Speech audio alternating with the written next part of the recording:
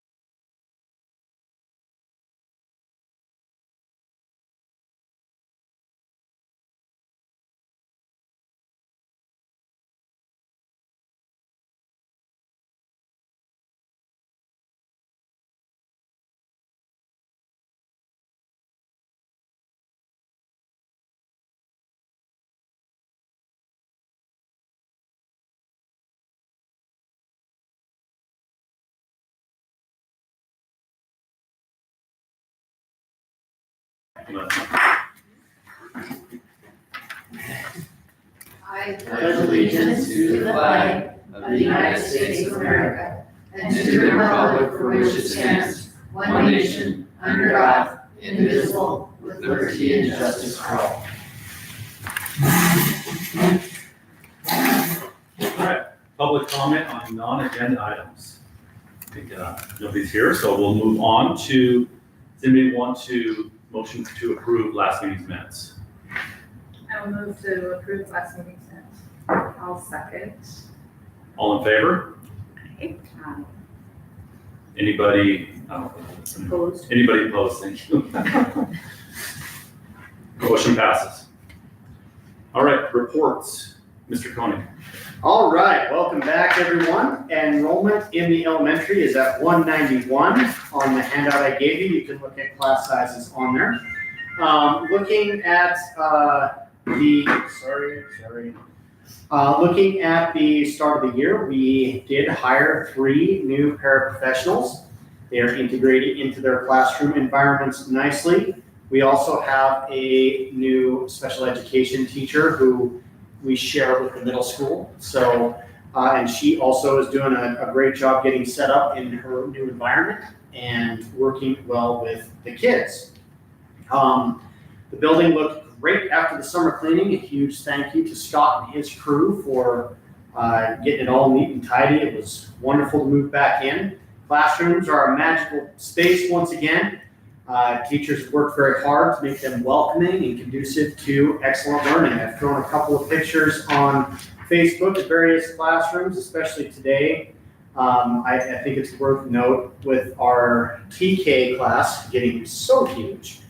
We had to open up 2 sections, and almost all but one of our kids is now full-time in that preschool environment. And the picture today was of their new cots that they got for rest time. So they can be all rested up for the second half of the day. I thought it was kind of, they arranged it in a really cute way in those classrooms.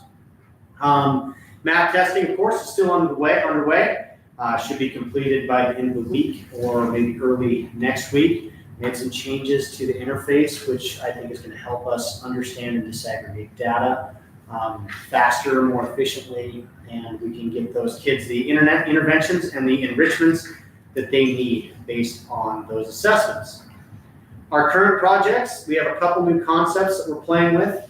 We rolled this out last year where I started doing video announcements in the morning. It turns out that the tone of my voice can have can create a sleepy environment for the little kids, and they weren't getting all the stuff. So now they get to watch me on TV in the mornings, and so we just do it on Zoom, and it's been a really good success. And because the little kids are paying so much attention to the news of the day, we decided that we would try that out on the parents. So last week was the inaugural rollout of our weekly news update. Mrs. Oliverson and I will do that. It got really, really good metrics on Facebook, so I think we're going to continue with that. Try to keep it under 3 minutes so that people can be appraised of what is happening in our building. So good success there, I think. Standards-based grading continues to be something that we are working towards. I've communicated about this since last spring in a multitude of different mediums. I know that parents are going to have questions about what standards-based grading in math only this year, it's just in math, is going to look like. And so I invite parents to come in and I'll talk as long as they have questions at our open house on September 12th. And also as long as they want on our Coffee with Koenig, which will happen the last Tuesday of the month from here for the rest of the year. So not a lot of changes, but it is a longer conversation than time warrants at this point. We, of course, did win the literacy grant again, and we welcome back Stephanie Lester as our instructional coach. She'll be here not next week, but yes, next week. Excited to have her coming into the classrooms and giving advice and observations. It's another set of eyes on the great things that we're doing, and she can give kudos where they're deserved and items of feedback where they are warranted. Along with that comes a greater infusion of professional development, which brings me to our looking ahead. We do have a PLC coming up on the 12th. That'll be in the morning, and part of that is going to be taken up with suicide awareness and prevention, which is a professional development opportunity that's put together by Nurse Klaus. And after that, we are going to be working through just a refresher course to get everybody up to speed, as well as our new para hires on our intervention programs. So I'm thankful for the grant because it allows us to allocate the funds and resources to get the training that our people need so that they can teach the students in the way and manners and with the program materials that those kids need. Great energy in the building right now. The staff has been excited to be back. It was a short summer, but they are attacking this year with fervor and excitement. It's great to see the kids and hear their stories in the fall. And so I look forward into the future with a lot of optimism, and I'm excited about this year. Any questions? I watched the video on Facebook. I thought it was great. Yeah. I enjoyed it. I'm glad. Yeah. I'm glad. It won't be 8 minutes next time. I like all the emails dinging the whole I know. I checked my phone when that happened because I could hear the ping and I'm like, do you have a text? And then I realized, no, it was on your recording. Yeah, it's hooked up to my Making computer. sure people are paying attention. Yep. Well, thank you. You're welcome. Principal Slater. Yes, thank you. So it feels like it's been a little bit of time since we met. I could have you here all night talking about the stuff going on in middle school and high school. I know nobody wants that. So to try to distill that, I have two things for you. I handed out one sheet every year, review and update our school's goals. If you have any questions about that, I want to visit later. One thing I draw your attention to is goal number 2. One thing after meeting with our admin team, 3 points of emphasis for the district were continue to work with the portrait of a graduate, working on science and reading, and working on proficiency-based learning. So where do those fit into our existing construct? That'd be under goal number 2, and then working in putting those things forward. I'm going to start at the top or the beginning because that's where it should start. I like to tell my staff that we're mission-focused, goal-driven, and student-centered. As we come through these different things, yes, we've already been, like Dylan started today, Whitehall Schools has been in for 2 weeks. The good thing, if we hit the ground running, check our attendance. Right now, our average daily attendance is 98%. So that's good. Every year we have made substantial changes the last 4 years. 2 of the most significant changes in the middle school and the high school this year are moving to a 7-period schedule with 61-minute periods. Currently, the subjective data from speaking with staff and students is they like it. There's a lot of reasons that we talked about last spring as we were doing the different planning for this, but right now that's turned out to be a good thing. Kids have a few more minutes with their teachers to be doing work, so that's really good. One less transition as far as interruption. That's turned out to be really good. In addition, now this is probably the first time since, for many years, that's kind of the standard for other schools. So kids coming in, kids leaving as well.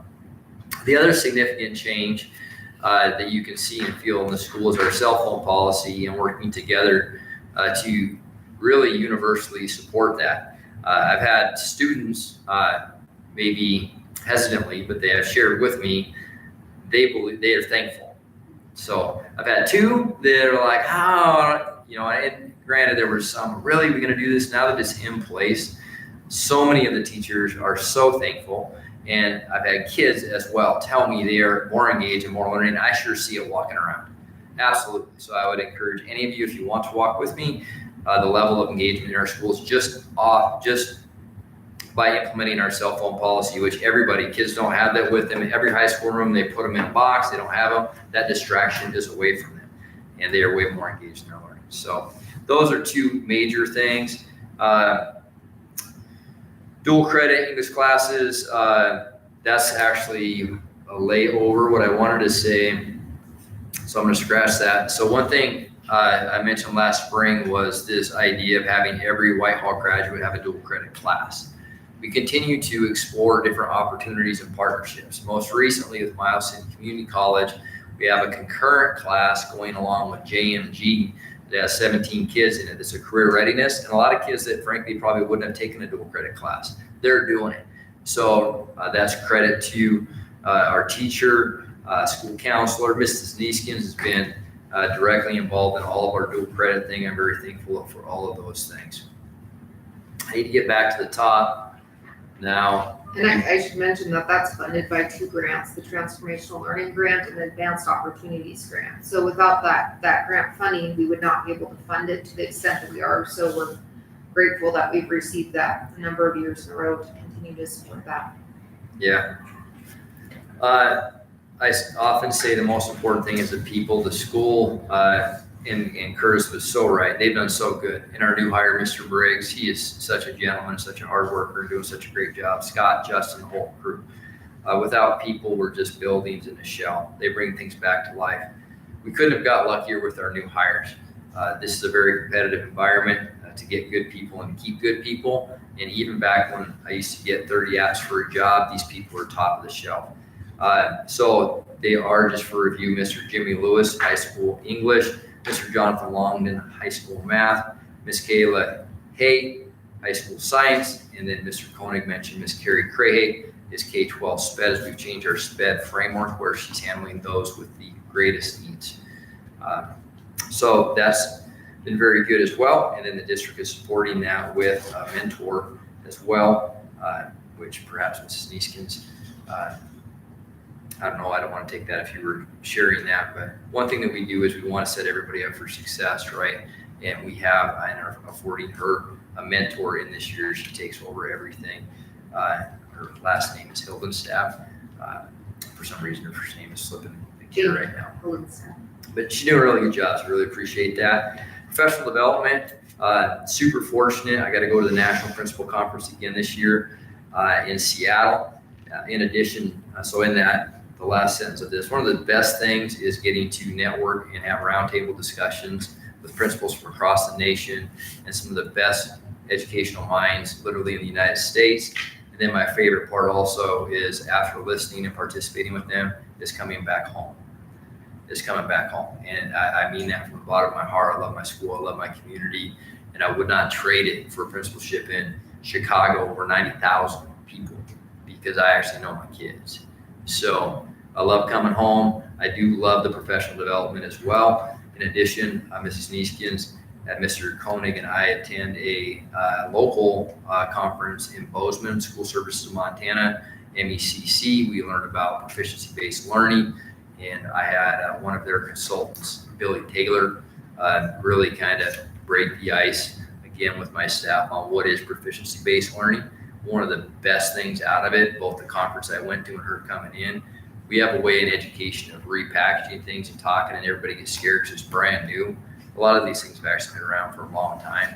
So getting that fear out of it and looking at how we make sure we're proficient in the standards in all subjects, all grades. So a lot of great professional development. Thank you for supporting those opportunities. I really appreciate the superintendent board doing that. A lot of my stuff at national conference was paid for through SAM, School Administrators of Montana. But in addition, my incidentals and stuff, the district, and they fully paid for everything in Bozeman, so thank you. Back page, this is just a look for 10. This was more for almost fun. A lot of times we get hung up on the past, myself included. My school, I can tell you what Columbia Falls was like in 1993. Well, how relevant was that? Cell phones were an issue, right? COVID, drugs, right? What the stoners were doing back then, and the turbo weed we have now at every corner store in every small town in Montana. I mean, it's one of those things. I will say some things are always true, and schools will always be a reflection of our community. Always. And it used to be when I was a kid, we had to worry about, and we used to have a joke that every small town in Montana has a bar and a church. Today we got a bar, a church, a couple pot shops. If you think that's not having an impact on our students, crazy. As a principal and someone at the ground level, it is having an impact. So we're going to do everything we can to give them healthy choices, and we are doing that. But before my soapbox moment, looking back 10 years, what was our school in 15, 16, at about 132 in the high school. Today we have about 178, about 46. That's an entire grade level for our size school. Now at that time, it's listed in Infinite Campus as 7th and 8th. Today we're 6th through 8th. So just to do apples and apples, our middle school is about the same if you're just looking at those. And that's small growth. But those are our enrollment numbers. I'm very excited. We got a lot of great kids. All of our kids are great kids, but we have a lot of great kids moved in, and just welcoming them. We had a great opening assembly, a lot of compliments on our PIR day.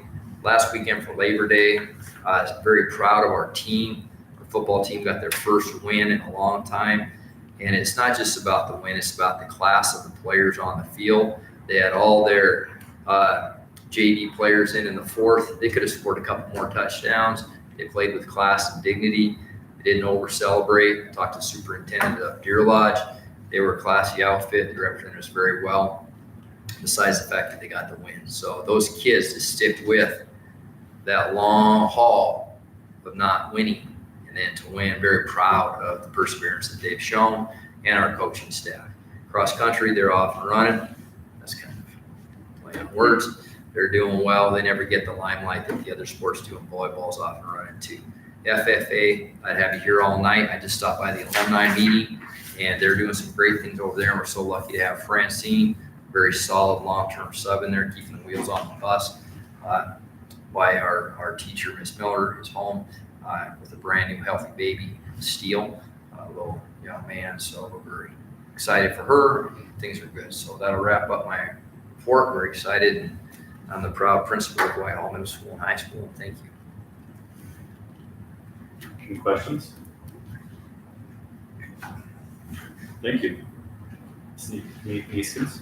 Yes, so just to update you on funding, as of last meeting, we had not yet received our title grant allocations or our IDEA grant allocations. Title grant is a federal grant, and so there was a lot of uncertainty surrounding the federal grant funding and whether it would come through or if it would come through in a timely fashion, on and on. When all is said and done, we're down like 15,000 in that grant from last year, but certainly not to the extent it could have been, nothing that we can't account for or budget for in a different way. So that does fund 4 of our teaching positions plus their benefits. So it is a grant that if we were to lose it in its entirety would have a significant impact on our budget. So as it stands right now, we're happy to report that we're in a good place with that. Similarly, the IDEA grant, which is state funding for students with special needs, that is grant funding that we pass through to the Prickly Pear Special Education Cooperative. It helps fund our speech pathologist, our OT and PT positions, and our school psych position. Certainly something that we couldn't really otherwise afford with that level of funding. So being part of that cooperative really has a great benefit for us. We receive a lot by pooling with the other schools in Jefferson County. So that is fully in place for this year, and we did pass through that funding to Prickly Pear, and that is also looking good. On a less pleasant note, I think it's important to bring to the community's attention that in the 11 years I've been here in Whitehall, we had the largest rash of criminal activity on our campus in 11 years, and it was a really strange month. So in the past month, we've had several things happen, which I think the community should know about so that they can be vigilant and kind of help us take care of our campus. The first event that happened right around the time we were just starting practices for fall sports, and our fence over in the elementary parking lot, we had some kids remove a section of the fence and drive onto that basketball court and do cookies, and then drive out onto the field across where there would be sprinklers and so on. It was caught on camera and reported to law enforcement. They did identify the driver and cite the driver. Then that same night, and I thought it was a related incident because it happened the very same night, we came into work and the front door of our school building was covered in bananas, like smeared bananas over the high school doors. So you would think like middle school level strange prank, like they didn't have eggs, they used bananas.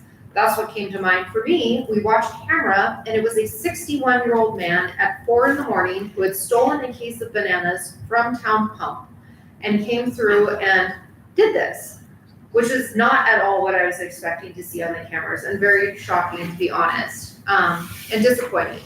And the reason I'm bringing the attention to Town Pump is I do think since we have Town Pump on our flanks, like right on our flanks, we are seeing an uptick in community passing through our campus to reach their premises. And what further highlights this is we discovered just last week that the fence in between us and Subway, so just off of Town Pump's property, someone cut our fence and removed part of it. And the community has been using it as a pass-through to quickly get from this side of town over to Town Pump and that area. This never used to actually happen to us that much when Town Pump was on the other side of the street. It just wasn't as convenient. So now people are kind of passing down our sidewalk adjacent to the high school, crossing across the football field and going through that opening. We will remedy this. We have a fencing company coming to look at a better solution. Obviously, we had a barbed wire fence there, it got cut, so we're looking at chain link with some razor wire to keep that from happening again. However, 2 other things in regards to that opening. So unfortunately, we had a community member pass through, again, going to that same area and drop drugs right in front of the school. This was during the school day. And obviously, we have cameras everywhere. We were able to identify the person, and law enforcement did charge them. Obviously, this could have been super serious for us because it was right in front of the elementary school and a safety issue. So we respectfully ask that no one in the community, regardless of intent, is traveling through here just as a matter of course. Like, we are a closed campus during the school day. Although you can access our campus, we don't want people intentionally there when school is in session. We just don't need people coming through here and using this as a cut through. The final thing we discovered in the course of investigating the fence and how this person had traversed our property is we actually do have vagrants, homeless people living in the trees between us and Subway currently, which we also reported to law enforcement. I discovered this when I was investigating the fence, and then I found the encampment and there was actually a person there. So that's unfortunate. I'm sorry they're in those circumstances. However, having them like right adjacent to our football field where we're having events, we have kids having practices, just not really an ideal situation. So I do think, I guess I'm asking for the community's help to just be very eyes on. If you see something, say something. If there's something going on at night that looks unusual, in particular, please call it in. Most of this strange stuff is happening in the evening. So we would ask for the community's help just to kind of keep an eye on campus. Like I say, this is not usual. We don't usually have 4 incidences in a month. So hopefully it's just a strange thing and we're moving past it, but I think it's worth bringing to everyone's attention. Thank you. Any questions? All right, on to new business. Approve the substitute staff list. Okay. What are our new additions? Just one at the bottom. All right, so the new person is Jaden Stanley Williams. That is the new addition to our list. Does anybody want to move to approve? Look at the name. Jaden Stanley Williams. Jaden Stanley Williams. I move to approve the substitute teachers list. I'll second. On approval? Aye. Any opposed? Motion passes. Next is hire paraprofessional Jane O'Kane. Turn it over to Mr. Slater. He did her interview. She'll be filling a position at this building. So Jane O'Kane, we're stealing from the grocery store. Several things I would say impressed me. One is that she wanted to give the grocery store 2 weeks notice. One is she didn't want to miss work, and she scheduled her time and showed up early. Both great things. So she's excited to come in and work with kids. She does have a background. She's worked with kids in Aware. So we'll have her in the high school. Right now, Mrs. Diana Noling is working on her schedule. She's already came in and met with the district, taking care of her human resource fingerprints and stuff. But really, a lot of times it's those basic things of work ethic. And just in conversations with her, at first she was nervous. She was nervous, and then I really appreciated her humility about it and her desire to do a good job. Hannah often talks about skill and will. She definitely has the will. And honestly, I think she undersold the skills that she has because her traditional work ethic skills, I sure appreciated as an administrator. So we'll be welcoming her on Monday. Thank you. Anybody move to approve Jane O'Kane as a paraprofessional? I move to approve or hire. Hire. Jane O'Kane as paraprofessional. I'll second that. All in favor? Aye. Any opposed? All right, motion passes. Approve claims and accounts. Yep, so you have in front of you the claims for the summer. So you have to remember this includes a lot of summer projects. So you see some bigger expenses that are rolling through, like rekeying our building, doing a lot of work to our boiler system. So you'll see some plumbing companies on there, and McLeese, which is a company that works on our rooftop heaters in the high school. So some of those, well, all of those very large expenses are related to the summer projects that I updated you on 2 weeks ago, the August meeting. So those are just now hitting for payment. Is the boiler fixed? It's not done yet. So that all got completely delayed. So it's just the parts are really hard to get. It will be, remember we have 2 boilers and this is our backup boiler. So, we're not in a crisis point yet, but it should be happening in the next month. Of course, we have no control over when they have the telehandler here to actually cart those. They have to come in sideways into that. So we will have a safety plan if it happens on a school day, to ensure that Curtis's kids are not utilizing that entrance or going out of the T and going right. We'll definitely, if we have kids in school that day, we'll take precautions. We're hoping it can get done on a Friday, but we actually have no control over that, so we'll do our best to make sure everyone is safe. It was our hope to get it done this summer, but this did not happen. Perfect. Does anyone want to move to approve claims and purchases, claims and accounts? I move to approve the claims and accounts. I'll second. All in favor? Aye. Any opposed? All right, motion passes. Does anyone want to move to adjourn? I so move. I'll second. Any opposed? All right.